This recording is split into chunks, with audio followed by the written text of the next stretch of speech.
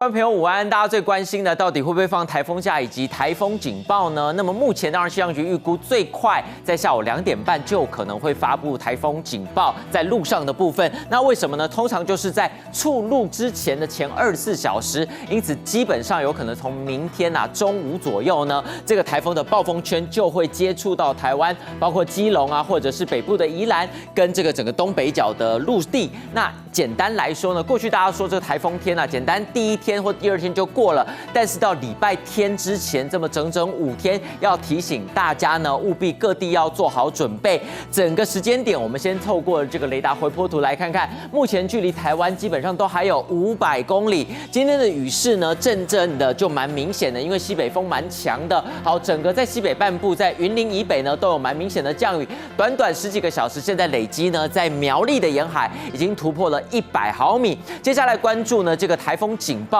在海上台风警报单呢最新的一报，目前距离台湾呢整个东北角大概500公里左右。接下来就是它会陆续逼近3、4、5这3天怎么分呢？礼拜3就是持续的西偏，它会距离台湾越来越近。礼拜4已经是最近的时候，偏偏在夜间呢，它刚好大概距离台湾200、300公里左右，暴风圈都已经出陆，它还在持续的增强、持续的增胖，而且稍微有一点停滞。好，停滞这2个字呢，是对台风我们的感受上比较不喜欢的，因为它还是有几率威力持续在增强。目前已经来到多强呢？事实上，如果大家还记得杜苏芮，它在最强的时候碰到台湾的陆地，当时每秒只有45公尺，但是呢，它比杜苏芮来得更强，每秒已经达到了48公尺，只要再往前增个3公尺，就已经达到强烈台风的等级。偏偏它的速度呢，已经是11转7公里，代表呢是越走越慢，大概是人类呢慢跑的样子。因此要持续等到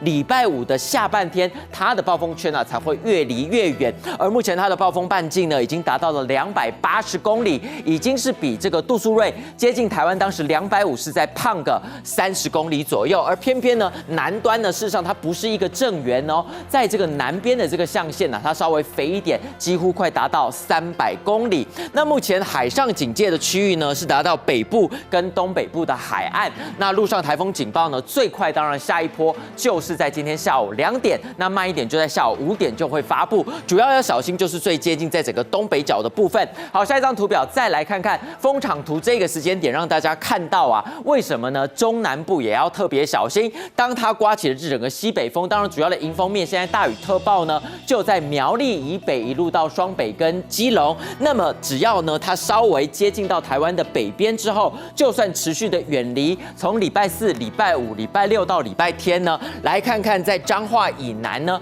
偏偏这几天又是大潮，强烈的这个西南季风源源不绝的水汽，到时候只要等到它的这个暴风圈一远离呢，南部降雨基本上会比北部来得更加明显。而接下来它的路径的关键，我们来看看各国呢，基本上现在都落在也就在明天的深夜呢，稍微最接近台湾之后就会北转，但是在北转的过程当中，角度以及呢它北转的速度都非常的重要。一旦速度越走越慢呢，当然影响台湾的时程就会越拉越长，雨量累积就会非常惊人。那现在角度的部分，不论呢是往这个东边一点点呢，是直接往日本过去，或者西边一点点往韩国呢，现在目前看起来大概在礼拜4的晚间是距离台湾最接近的。因此未来一整周的这个降雨来看看呢，今天深夜开始呢，这个风会越来越强。刚刚所看到的，在明天礼拜4的晚间呢，新竹以北呢，就所谓大家比较关心的所谓这个停班停课的标准，到底阵风能不能达到7级？那么平均阵风达到10级，目前看起来新竹以北是有机会达到7到9级的强阵风。降雨的部分，明天来看看当然还是在中北部，西北风因为非常的强，但是呢，从礼拜4开始呢，中南部反倒呢这个颜色也越来越深，一直到礼拜6到礼拜1，甚至这个北台湾间歇性的这个空档都出现有白色的地方，但是要小心的，也就是在台南以南呢，整个西南风越来越强，水汽还有机会持续的累积，因此影响时程。简单来说呢，这个北台湾现在因为暴风圈持续在接近，礼拜3跟礼拜4基本上都只有外围环流，这个北台降雨蛮明显，中南部这个雨势是蛮间歇的，而且风是一阵的一阵的，稍微有一点点空档，但首当其冲，南部要小心西南季风一旦影响到的话，这个多雨剧烈天气就在刚刚所看到的台南以南。